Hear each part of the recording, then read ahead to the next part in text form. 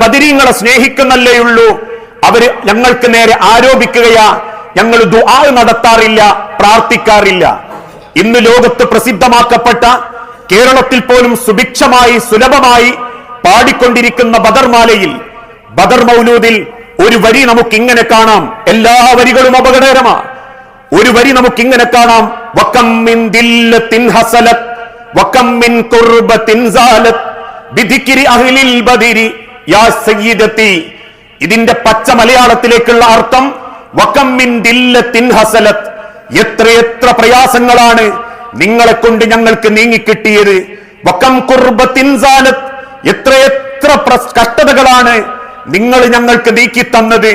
ബിദിക്രി അഹ്ലിൽ ബദരി, ബദറിൽ പങ്കെടുത്ത ബദരീങ്ങളെ, നിങ്ങളോടുള്ള ദിക്റ് കൊണ്ട്, നിങ്ങളെ കൊണ്ടുള്ള ദിക്റ് കൊണ്ട് ഞങ്ങൾക്ക് ഇതൊക്കെ നീക്കി കിട്ടിയ സാദത്തി, ഞങ്ങളെ നേതാക്കളെ, നിങ്ങളാണ് ഞങ്ങളെ എല്ലാ പ്രശ്നത്തിൽ നിന്നും കഴിച്ചിലാക്കിയത്. ഇതാണ് അബദ്ധവിശ്വാസം.